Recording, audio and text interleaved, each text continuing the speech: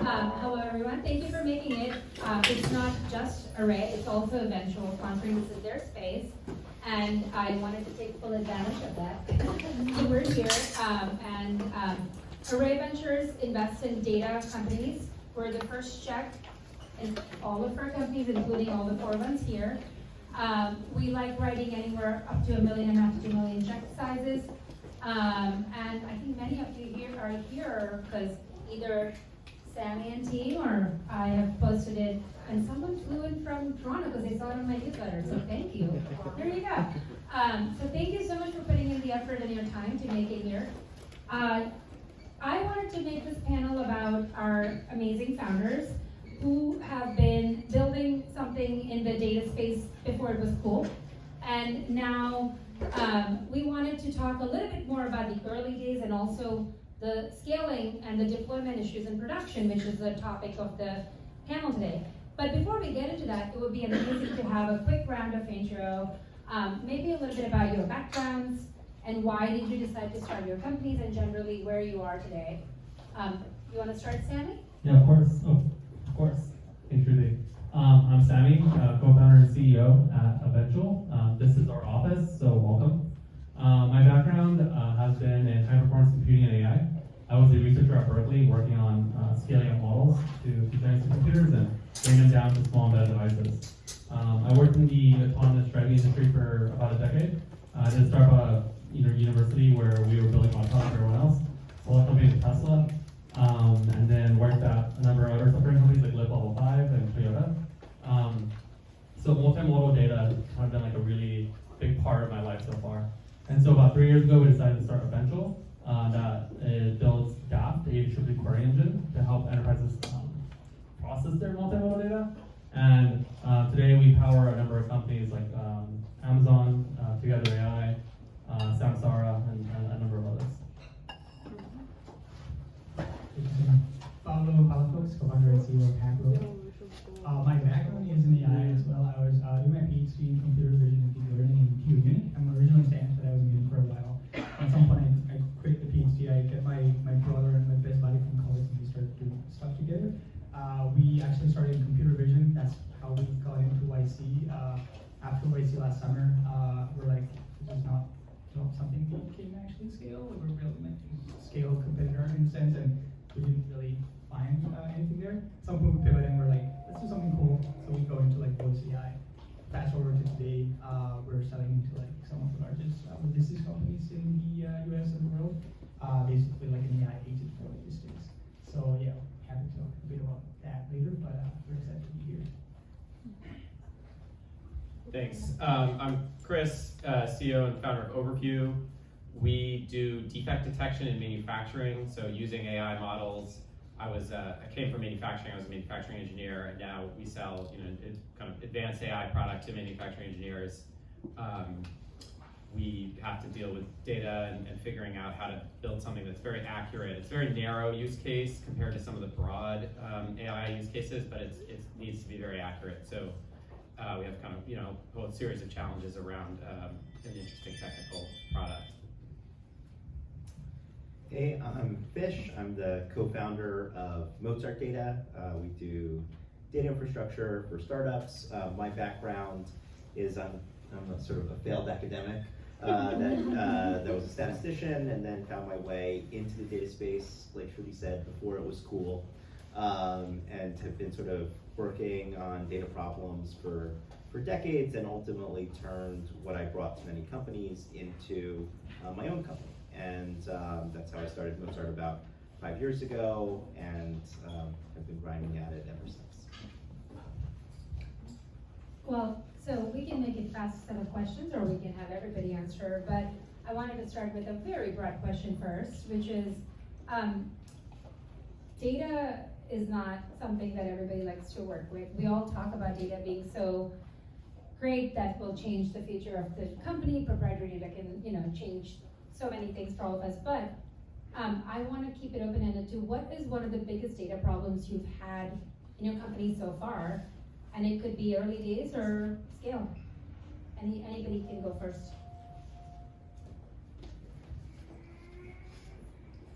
I would say, we do these models in manufacturing that spot defects, and again, it's kind of a narrow application. And so getting data at the beginning was kind of tricky. There aren't really open source options, or if you use them, they kind of push you in the wrong direction. So we had to kind of figure out how to bootstrap where we would do projects early on without, you know, the data that made the product as good as it did in the end. And that was sort of something we had to work through at the beginning. Go down with you. So we have like a cobbler's problem, which is we very much advocate for small businesses and startups to use data effectively. And then we have to like sometimes turn the mirror on ourselves and say, hey, are we doing the basics right? So are we counting things correctly? Can we even tell you how much revenue we made last month? Can we tell you how many customers we have? How many are paying us? How many are paying us on time? This tends to be like these crazy basic data problems. And if it's very hard for a data company to do it, it means it's sort of universally hard to answer some pretty basic things as truth. And so a lot of what we've built as sort of automated transformations come from our own problems that sadly sometimes we fail at and don't do as well as we should. So as I was saying before, we are building these AI agents for logistics, so it's a fully vertical solution. And in our industry, and especially in domestic freight, you have to picture 3 players. There's a shipper, a Coca-Cola shipping Coca-Colas, carriers, trucking companies that have to move that stuff. And there's this concept of a freight broker that sits in between. And what that creates is actually a lot of phone calls, and this is where we come in with voice AI agents.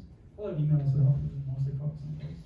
So for us, the biggest data challenge was accents. Actually, that was one of the biggest ones.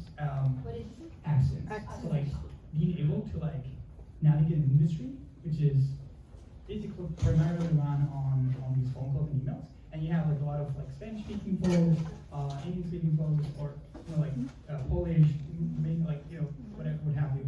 So it's like a bunch of different people calling on the phone, and like it's hard to understand. Like I mean, if you try to understand my accent, it's already hard. So picture people like me like just speaking to like proper English-speaking people, right? So it's hard, and the AI struggles with that as well. So that was like a bit of a pain at first. We actually had to like find these early adopters that would like give us access to all their phone systems, and like we would just record stuff and like use that data to like train our transcribers better. On the LLM piece, like right now, voice AI basically has like an LLM transcriber and voice generation. Maybe soon we'll have like end-to-end. OpenAI has released that, right? But primarily that's what everyone does in voice AI. And yeah, the transcriber was a very interesting piece of package stuff. But that's kind of the Yeah, kind of adding to what these guys said. I think for me, the way I think about it is AI isn't necessarily a single output. It's more like a continuous process.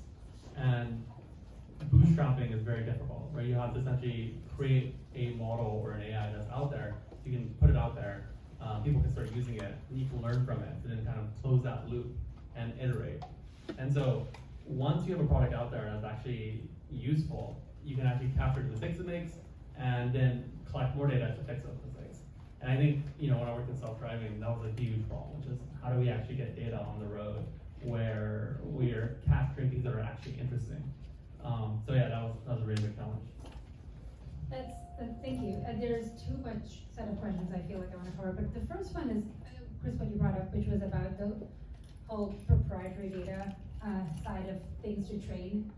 Do you want to give us some color, all of you, on like how do you use your customer data? You probably just mentioned that you use some to train.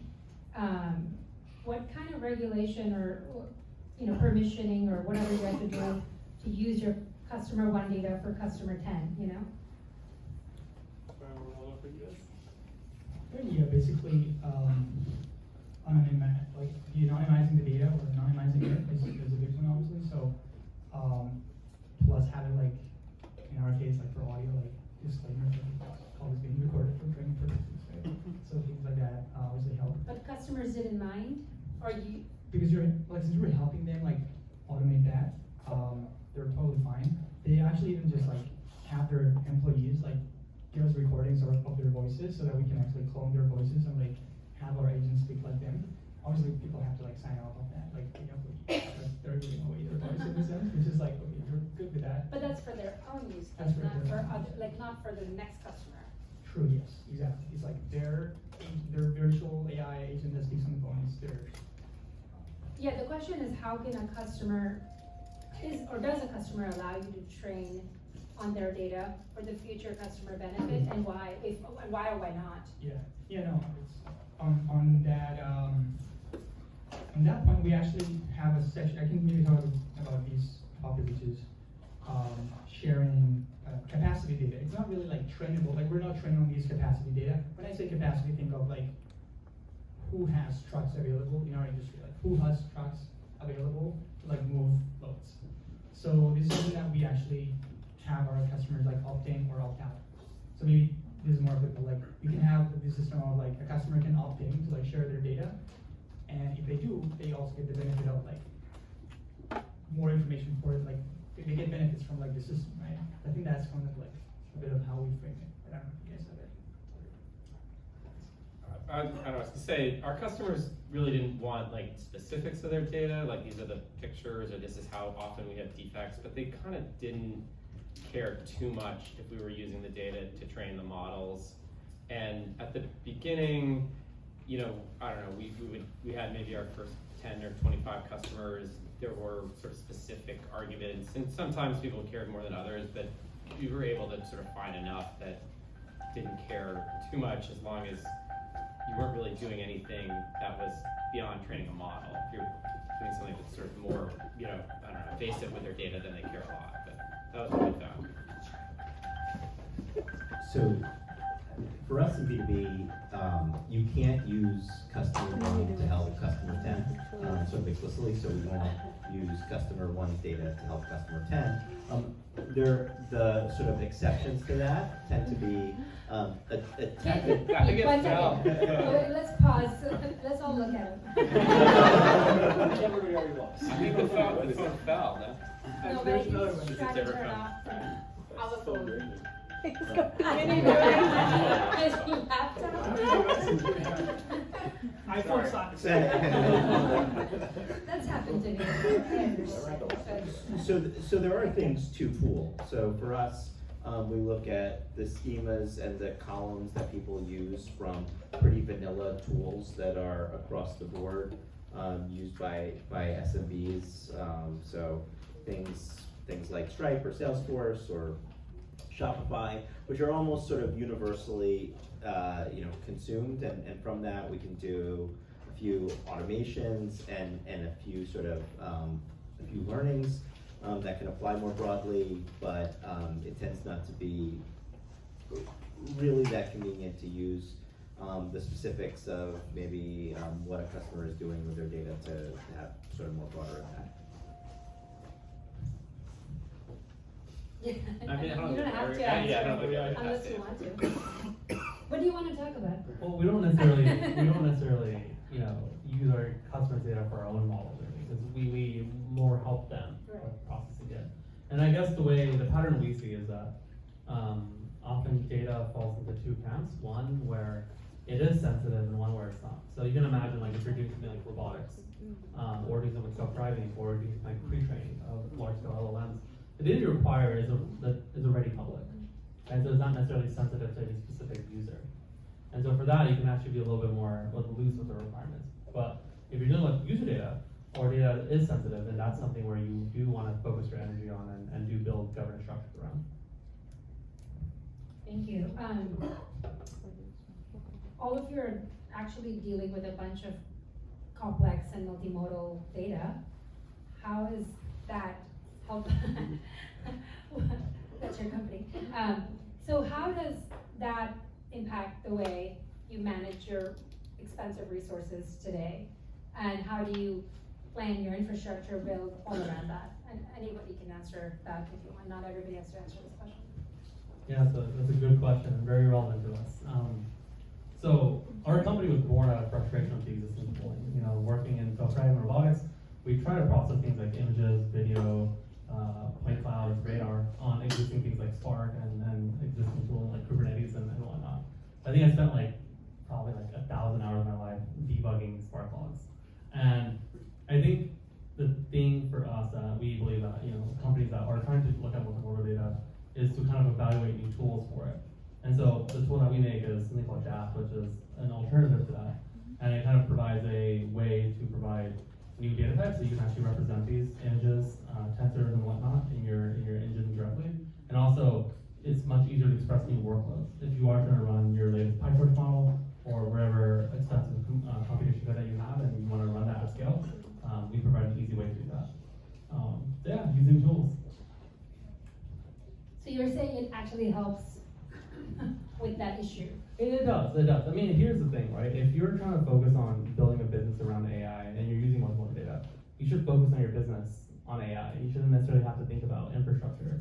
You should have to think about, oh, should I build this new tool to make it work? So infrastructure means what? Storage? What? Let's break it down. Yeah, let's break it down, right? So I think the way you can think about this workload is, what is the user trying to do? How are they expressing that? Which can look like a query layer. How do you actually run that compute where that is powered by some kind of engine? And where does the data live? Which is something can live in something like cloud storage or something like a catalog, where it could be Iceberg, Delta Lake, or maybe some database.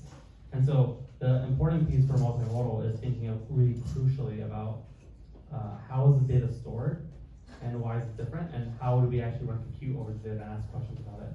But we want to keep the query side as close as possible to something we're familiar with. So that's close to SQL? SQL or just plain Python. Okay. Yeah. Cool. I mean, you have a lot of data, Pablo. Yeah, ours Yeah, and it's really. the first question, is it voice, and do you store voice or do you store transcript? We store both right now because it's helpful for things like end of sentence detection, which is what? Basically when I train models to detect when a user has stopped talking, right?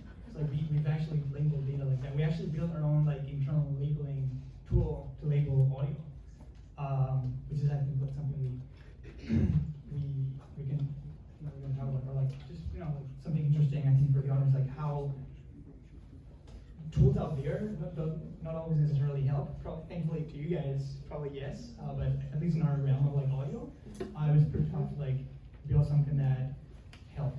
And I don't know. I mean, about the multimodality, I would say that our agents are today multi-modeling in the sense that they can actually tap into different channels, like channels of as an image, an AI agent that is speaking over the phone, it has to be able to provide information about a document, right? So I mean that's kind of what applies to us. We're more on the application layer, although we do do a lot of research on the kind of core research. I don't know if either of you have. No? Do you store your data or you're not allowed to? Yeah, I mean, we primarily have images, so it's not really multimodal. And then we actually, we stored a lot at the beginning. We kind of have a data set that we really like, and then we don't actually like to just store everything that we come across. So yeah, we're sort of selective, and it's not a huge issue. How do you select it? We kind of have a good sense of what range of stuff we need in order to kind of test and build new generations of algorithms. And then, yeah. Well, our customers don't really store much of anything with us, so that makes sort of this question a little bit easy. A couple of things though that I do think about in the way that we think about some of sort of our own sort of infra costs is basically we are and maybe this is not the best of startup advice, but I do think it's sort of maybe my own experience is that we are not particularly sensitive to infrastructure costs or LLM costs or all of these things for products that we're building, mostly because they pale in comparison to the humans that are building them. Typically, it certainly won't be universally true, but for us, it's largely true. So as a result, we'll sort of make a trade-off of a willingness to spend there. I actually have a question on, which one of our companies messaged you about today, was when you run out of credits, do you wonder about your infrastructure differently? And what is the first order of business? Like run and get more credits or prioritize and do something else? Like, did you ever consider that as part of your monthly burn? Yeah, that definitely happened to us, and we just, we're a lot better about not just kind of wasting after. Which is why you when our credits went selectively down. store. Yeah, totally. But that may be, I don't know, unique to us. We were really reckless, I think. When you have like a huge chunk of free credits, you kind of are pretty reckless, so. That is their business model. That Yeah, is exactly. yeah, I think I saw 100%. someone from. Hey, yeah, we have here. somebody from Daft. Yeah, exactly. Oh, you. Oh, no, that's right. I mean, yeah, we definitely have a bunch of A100s and H100s just like that lying around that we were not using until, somebody's like, holy shit, like we ran out of credits on GCP. Let's move to like Azure. So I actually started doing that, but like at some point you also don't want to like start moving around, so you actually start thinking properly about the infra. And right now for us, like at least for the training piece where we're like training our transcribers every day better and stuff, we do have like an optimized way to do that. And right now we're using like things like Ray, like do those kind of trainings more efficiently, like streamlined. But yeah, you definitely think about that a lot more. Yeah, you turn off the instances after you're done with them. It's like, don't waste electricity Yeah. until it's LED. Yeah, exactly. You turn off the lights when you leave the room. Yeah. We'll switch up for a little bit and have some audience participation for a second. How many of you here are looking for a job? No? Nobody's here for a job? Always open for the opportunity. Always There you go. How many of you are hiring here? There you go. So make sure you find, that's why we do these things. How many of you are looking for funding? Oh, well, find me after. Before we jump into more questions, are there any audience questions for any of the folks here? Yeah, go for it. So there's a lot of activity around using RAG instead of building your own models in terms of processing some amount of data and then using models that are available. How do you switch between, like, how do you decide what model to use? I don't know if you guys, in your perspective, or your use cases, but there are just so many models floating around. What's your analysis of what to go for? Sounds like an AJ question. Yeah. It's interesting. We actually built our own. I mentioned like we built our own like labeling platform for audio. We actually also did for like training our own like LLMs, and sometimes like imagine like if I should just like sell that as well. But we actually have like a cool platform where like we like started training LLMs and like Llama 3. Whatever, even 1 and 2, and at some point you're like, this doesn't really work at this point. Like if you want like low latency for us and good quality, it's like just go for like GPT-4, honestly. Like that's the reality. You can say it louder. That's the reality, right? Like I mean, we are doing certain. Until you run out of credits. Yeah. Then what? We do like double check the LLM responses on the fly with like smaller models, but that's like more on the guardrail side of things. But like the core agent is like, just go with whatever works. I mean, especially with that, someone like us with just like this app layer, like your customers don't care. Like my customers, like these logistics companies, are like, I don't know what you're doing. It's like magic, but the thing talks on the phone. That's good enough for me. Like I don't care what you do behind the scenes. So at some point, it's just like optimizing that a little bit. And sure, like at some point, when LLMs are like good enough and low latency enough for us to make it worth it, we'll go down that route. But yeah, I don't really get experience. Yeah, I mean, ours isn't really an LLM use case, but just testing, being kind of very specific about what you're trying to do and like focus on the need of the customer and the product, and then figure out what works. Don't try to just like use the thing that's what you want to use or something. So we definitely tried a lot of different base models and tuned models and figured out how to kind of get the best result for the product we wanted to build. But yeah, our like deep learning engineers did that basically.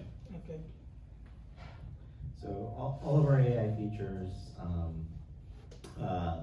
leverage basically ChatGPT. Okay. And the thinking there is we're sort of, just sort of like my last statement, we're sort of willing to trade off cost and certainly any time doesn't also really matter. We have these features labeled pretty much in beta, and people understand kind of, or have the expectation that you know, we're doing our best with them, but they should trust them accordingly. You had a question here? Oh, yeah. So it seems to me that AI agents are going to be ubiquitous in a couple of years. Like everything's going to be an AI agent of some sort or reference, you know, running on these models that are freely available and using data as well. Like what I try to understand is like, what is the value of data for like maybe in the general context?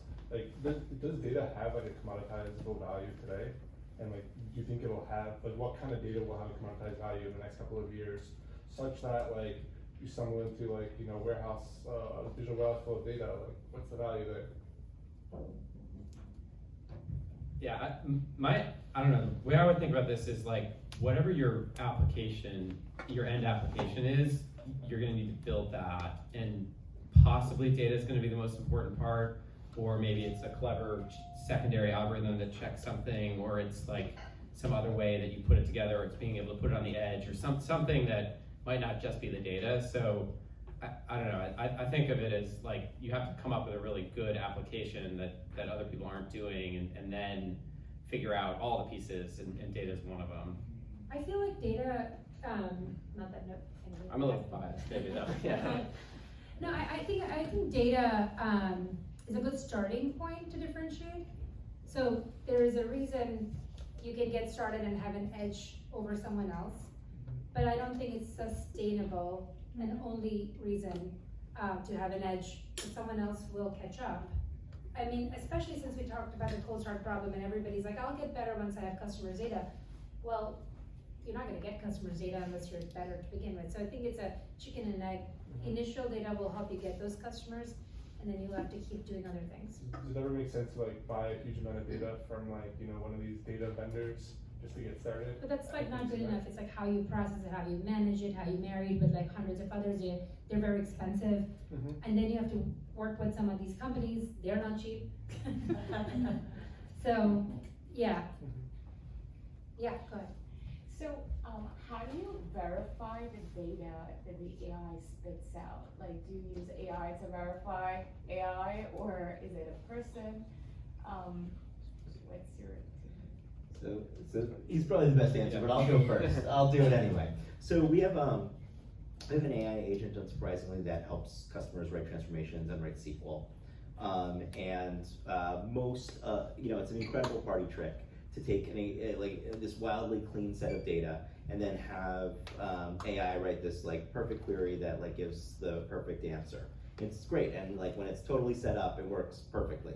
In reality, no real world data set ever looks like that, and what we do is sort of a narration loop where we try to execute the SQL that the AI has written, just sort of knowing the context of the schema of the tools that it's querying.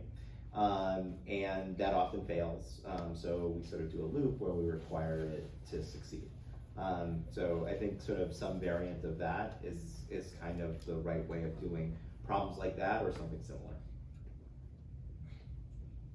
Okay, I mean, I don't know, I was gonna say in our case, we do need to get something working really well, but it usually is actually just tested by a person in the specific, you know, situation that it's in.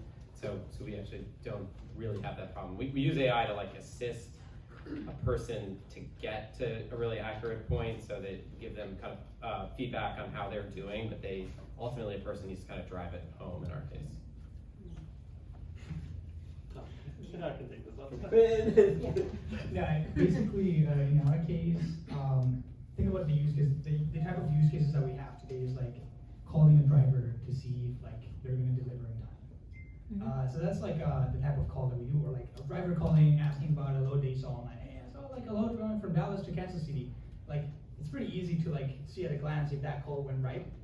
So it's also easy for an AI, to your question, like to actually audit that question, that call as well. So it's like these AI auditor that we call, and it's interesting because we started having like users leave notes in calls, like, hey, the AI messed up here.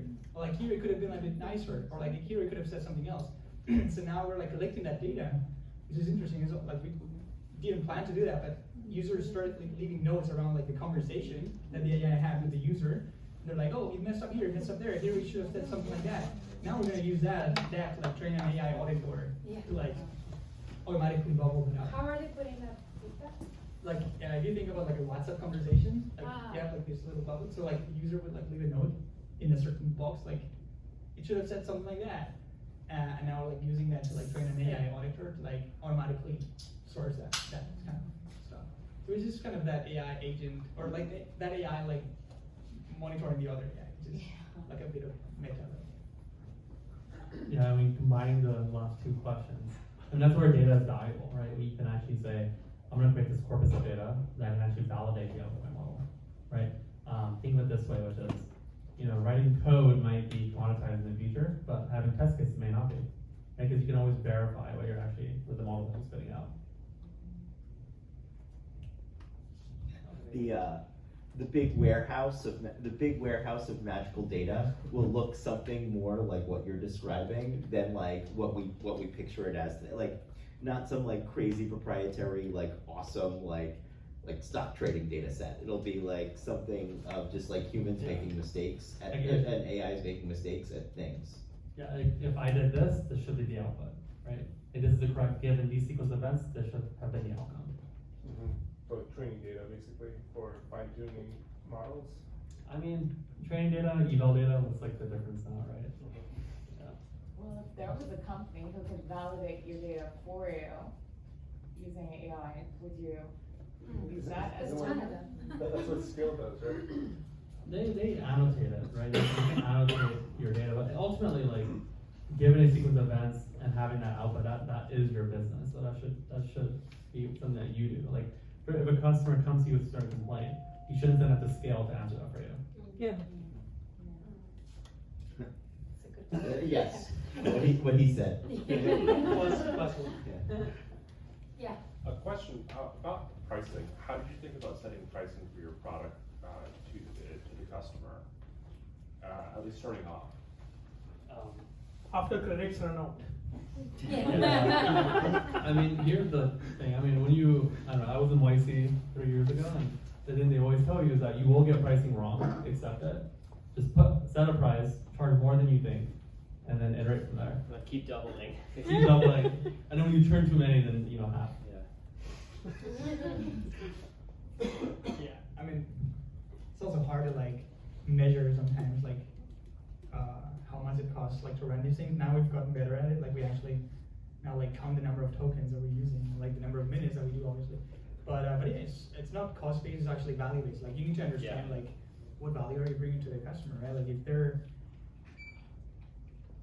letting go of like a few people in like a BPO and like a call center somewhere, like that's what they're saving. So like you should keep part of that gain that they have. So that value equation. Yeah, I was gonna say, you really don't want to be pricing based on the inputs. You want to be pricing based on how much it's worth, and hopefully that's quite a bit more. And then you can drive down the inputs, as you get better. At least 90% margin. Yeah. I can give you a whole list of fail cases around pricing. So one is cost-based versus value-based. One is underpricing. One of the things that I think is an underrepresented fail is complexity in pricing. Customers despise complexity. This will be a guaranteed pain in the ass years down the road from you. I was actually just doing the combinatorics on okay, we have monthly, quarterly, annual pricing, we have fixed plans, we have package plans, we have tiers, we have usage based, and when you multiply this all out, it just becomes it has to be a pricing expert at your company, which is just the absolute wastest of everything. So it's a very, once you ask the question, my blood started to get a little bit hot, and then we went down the line. There was I made a lot of pricing mistakes. I'm like, oh, you too. So it is a universal. You will get it wrong, but avoid the very, very standard, obvious fail cases that apparently all 4 of us did not, but I like did all of I them. have, I guess, one Yeah, more. go for it.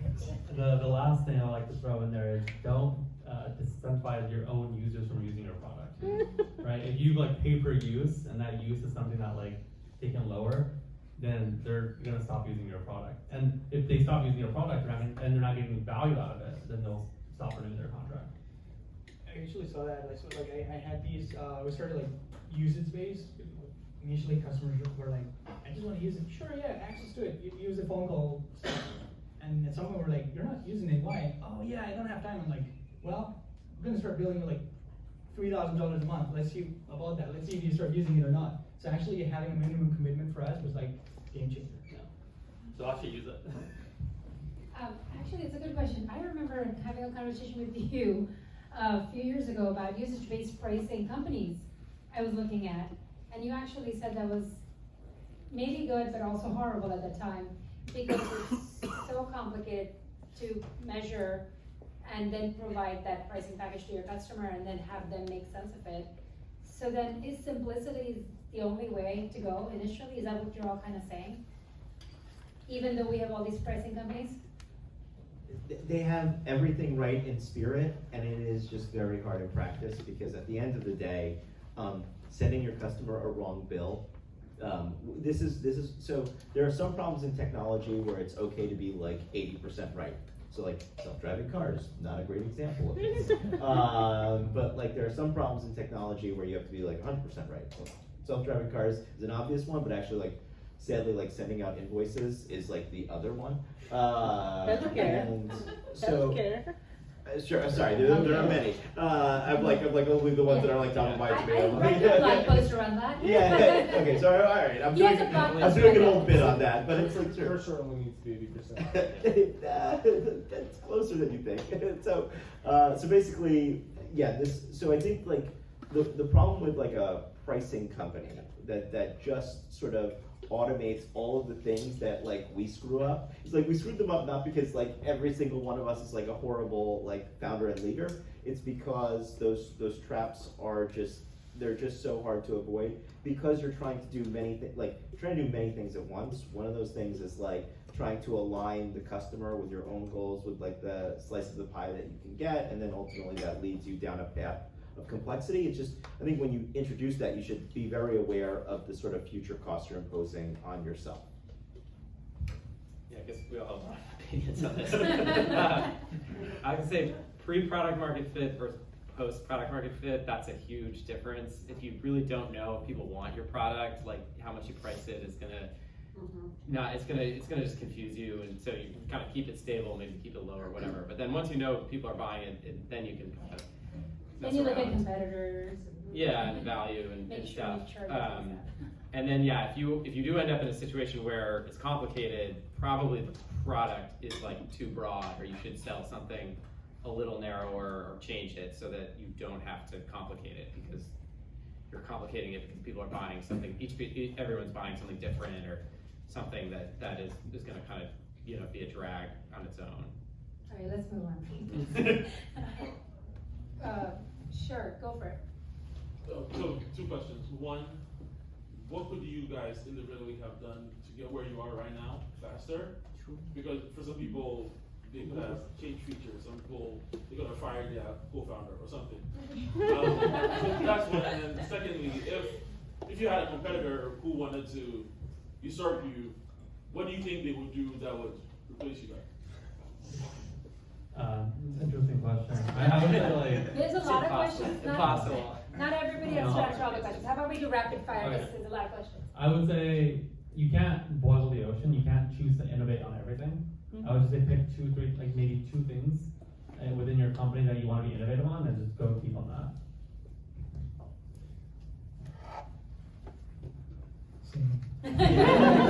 Very thoughtful. I was gonna say, at one point we had, it was like hard for us to build our product, and we didn't know if we were great at selling. And so you're like trying to sell something, and then you're trying to deliver it, and like that's a really bad combo. Like, you need to it either needs to be one or the other. Like you're good at selling, and you just need to know if people want it, or you have to like have something that's ready to go. So it's kind of the same thing. If you do too many things at once, you have all these mixed signals, and you don't know what's working, what's not.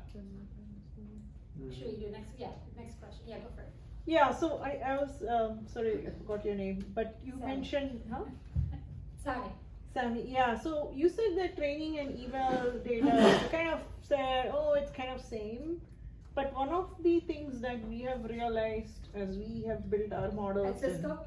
Yeah. Yeah, I mean, yeah, so speech and computer vision is that finding the eval data that is most representative of what the real life situation is both hard, but once you get the whole thing right, it can really make or break your model performance.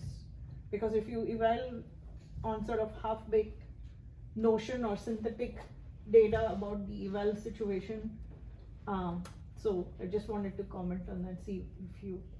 Oh, I mean, my, I guess, thinking to that is if you wanted to, if you have a diverse eval data set and you want to improve performance on it, then I would argue that you probably want a diverse training data set to make it. Both are equally, but it's like an iterative loop, right? Mhm. Yeah. Yeah, naturally, when you find failures, it's gonna be part of your eval set. Performance will go down in the short term, but then overall, like, performance of your user goes up in the long term. Yeah. Next question, go for it. Yeah. I have a very operational tactical question, which is when you're dealing with customers' sensitive data, or many customers, it's easy in the product to keep the data separate.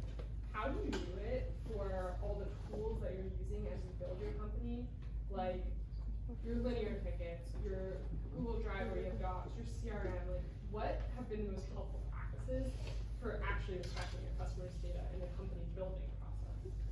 Stop to complaints. I don't know if It's a you good guys are question. complicated, I just think Google Drive folders.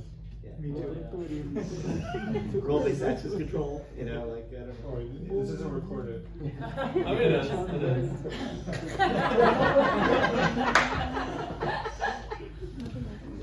Yeah. I mean, don't you have to answer compliance questions? No.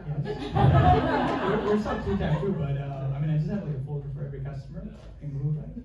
But it's password protected. I'm just kidding. Yes, yeah, I mean, it's like your Google Drive, and then in linear, I never thought about that.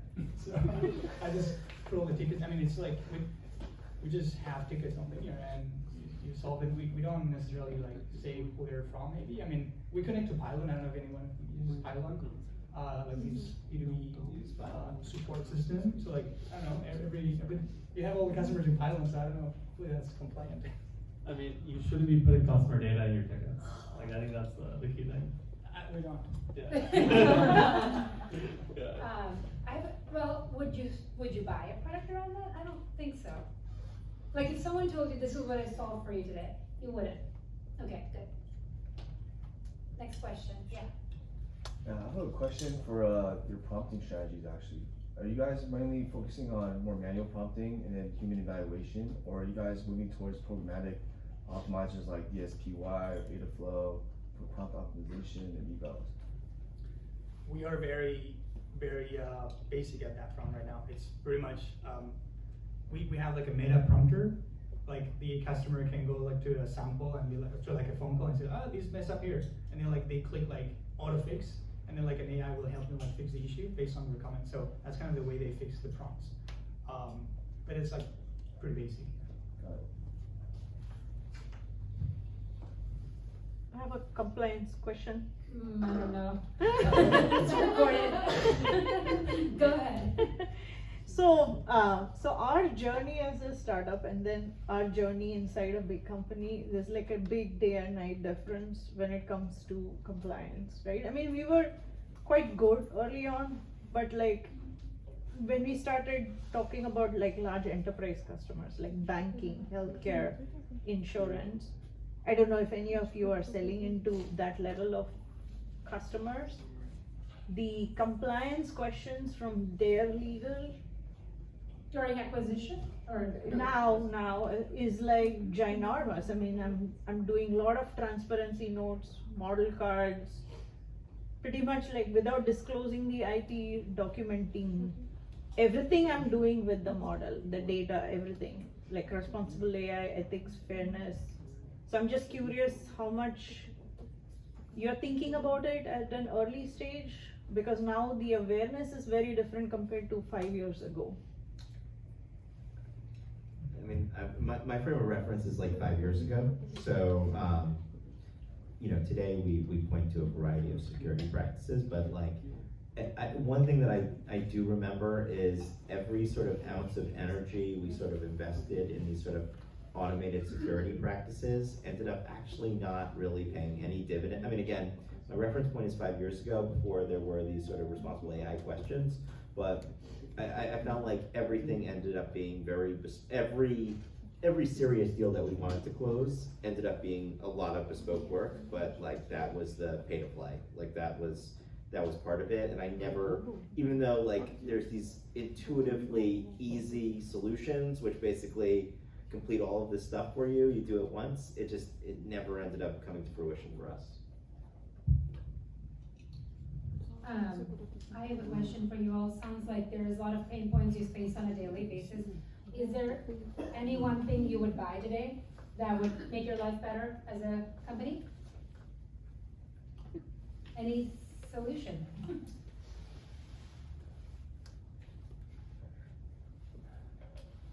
An AI chief of staff that just like. Oh God. Yes. Do not buy Athena. I mean, I do think the things that we've hit on tonight, like this sort of like, I think all these problems that we keep harping on are because they're just very hard to solve. Mm-hmm. So like, yeah, like even the pricing one today, I'm like, oh yeah, I would totally buy one of those. And then I just never do because the implementation never sort of makes enough, like, you know, there's plenty of, sort of everything that I answer would be a lie right now, not because I'm like being dishonest, but because like the product/solution is almost like impossible to deliver. Well, I asked because there was, at one point, there was a mindset around, this is my SaaS spreadsheet, and I either want to consolidate or add to it. And you know, there's always something to it that comes up at your different stages of your company.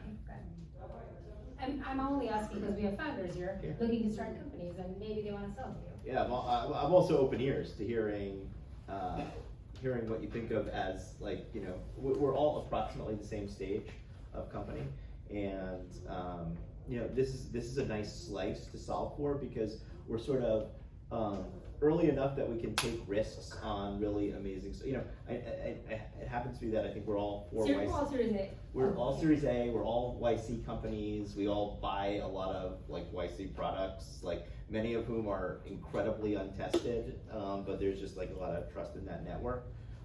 So it's an interesting, you know, use case to solve for, and sometimes people are able to graduate up from the us's of the world into sort of, just I'll be honest, where you want to be, selling it to enterprises that pay big dollars. Any other questions? Yeah. Let's go. I didn't raise my hand. I'll go for the rules. So if privacy regulation is not a problem for you, how would you do differently to benefit from that? I guess the way I think about it is, like, as a founder, you only have so much energy within a day, and for something like compliance or privacy, you're gonna do your best to make sure you're hitting the bar. You're actually like doing SOC 2, you're doing whatever compliance regulations you need to do. But going above and beyond in terms of putting your energy into it doesn't actually net you any benefit. You can't be like, oh, I have, you know, SOC 4 or something. Like, it doesn't actually do anything, right? So what you want to put your energy into is making a better product, making a better user experience. I guess my question is more like, if there's no privacy regulation, how will you use the data differently? Well, they'll just use it to train. No privacy regulations, and your customers didn't care? Free for all. Some companies do have a data sharing agreement. When you use one as a vendor, you sign a contract type of data sharing agreement. To be able to scale, that's one of the things that sometimes they have. Yeah, go ahead. And OpenAI. Well, yeah. Yeah.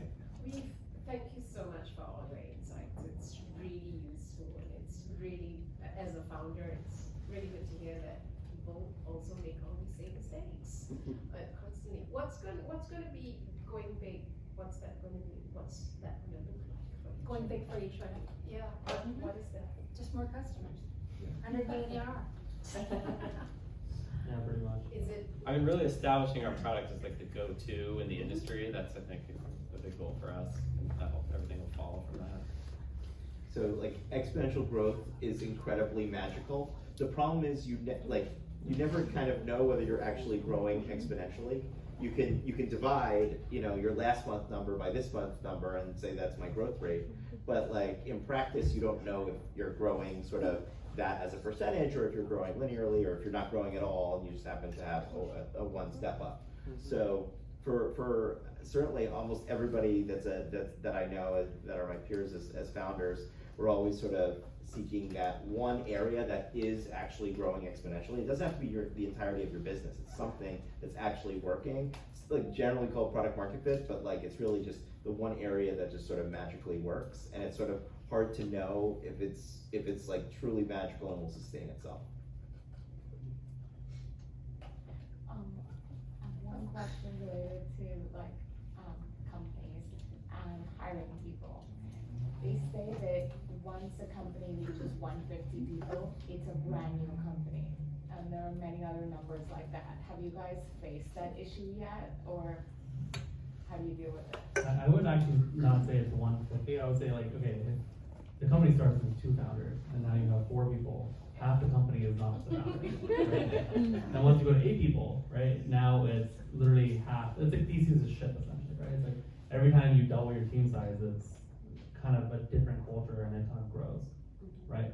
And so it's not necessarily like a threshold thing. I would say it's like more of a continuous thing. So I think as a founder, you want to like instill like a culture very early on, and then make sure that kind of grows as you grow your team.